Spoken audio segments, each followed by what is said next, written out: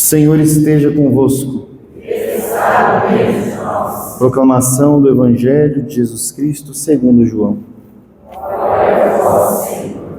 Naquele tempo, disse Jesus aos judeus: em verdade, eu vos digo, se alguém guardar a minha palavra, jamais verá a morte.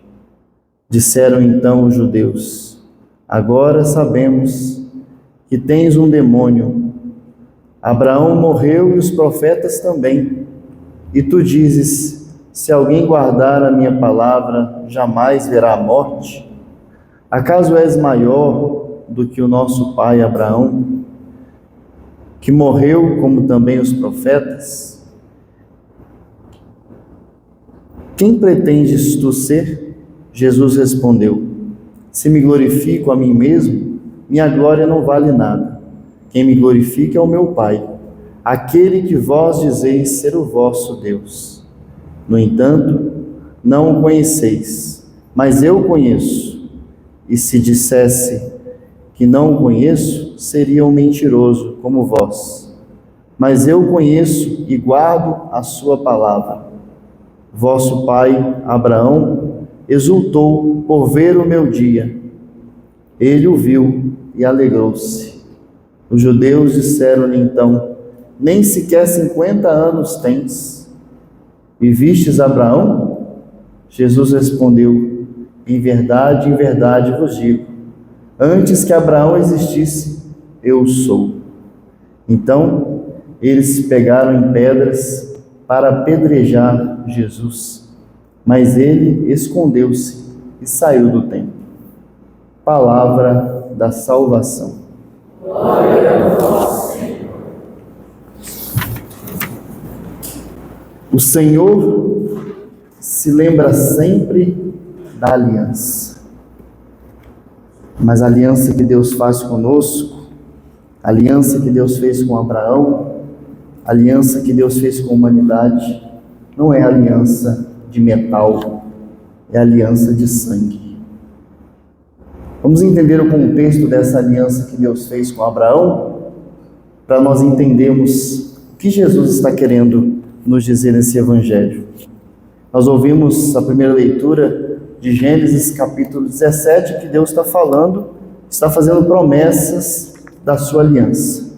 Gênesis capítulo 17. Mas em Gênesis capítulo 15, nós vemos como se deu essa aliança. Uma aliança é nada mais, nada menos do que um contrato. E no tempo de Abraão, o contrato era feito de forma ritualística. Era um ritual que eles realizavam ali naquele povo semita no deserto. Todos eles, quando iam realizar um contrato, eles faziam um ritual.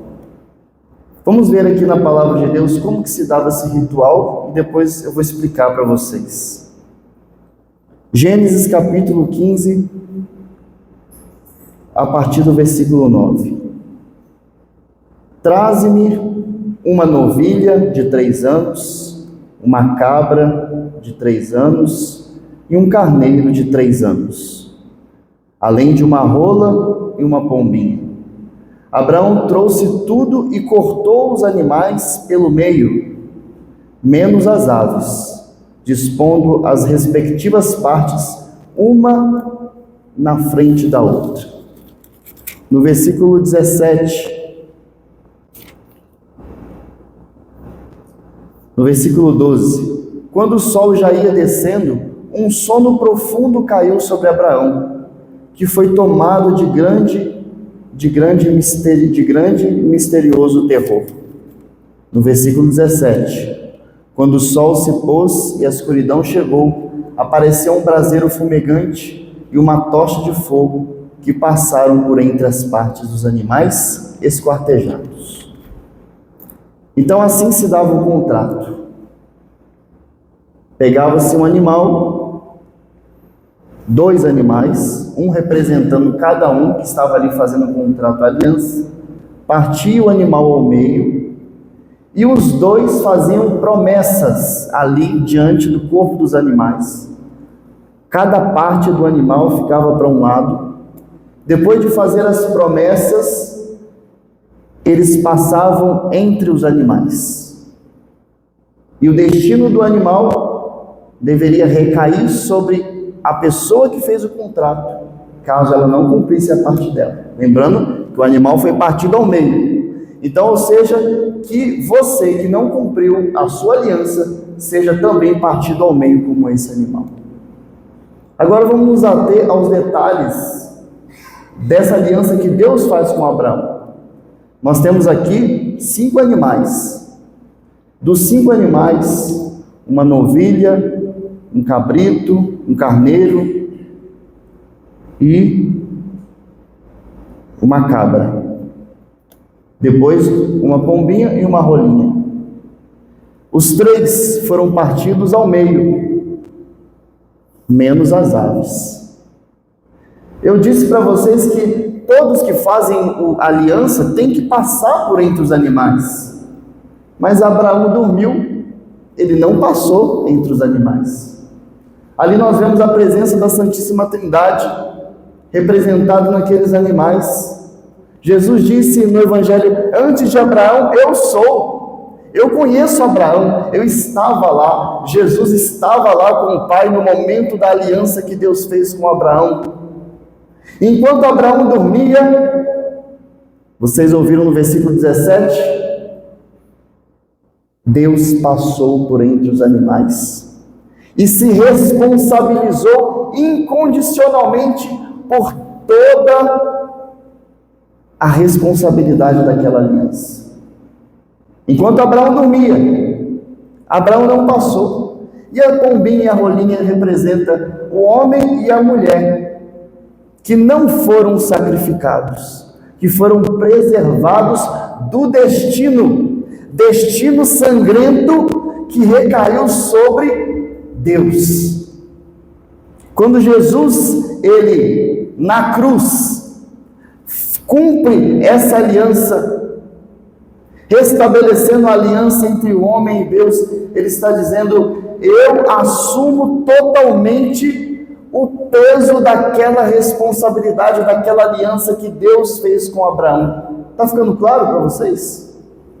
Deus assumiu sozinho a responsabilidade do contrato, porque sabe que nós não somos capazes, sabe da nossa infidelidade, sabe da nossa inconstância, sabe da nossa fraqueza. Ele passou sozinho. Ali está a Santíssima Trindade. E agora, a única exigência que Deus fez para Abraão foi, nós ouvimos no final, Deus disse a Abraão: guarda a minha aliança, tu e a tua descendência para sempre. E quando nós não guardarmos a aliança, e quando nós quebrarmos a aliança, e quando nós virarmos as costas para Deus, aquele mal que recaiu sobre os animais deveria recair sobre nós. Mas quando nós nos arrependemos, quando nós confessamos o nosso pecado, a única forma de ser restabelecida essa aliança é quando o Filho de Deus é partido ao meio.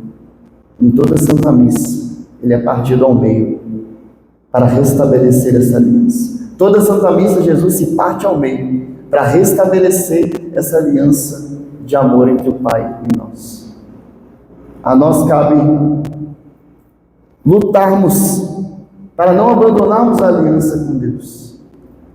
Mas quando esse mistério de Abraão dormir durante a aliança significa que para a nossa salvação nós dependemos totalmente da graça de Deus. Nós não podemos nos salvar sozinhos. Nós não podemos nos salvar pelas nossas forças. Nós dependemos totalmente dele para a nossa salvação, para o cumprimento dessa aliança. É dele que nós dependemos. E ele faz isso através da dor e do sangue. Depois, essa aliança será renovada lá no Monte Sinai com Moisés, através dos mandamentos de Deus.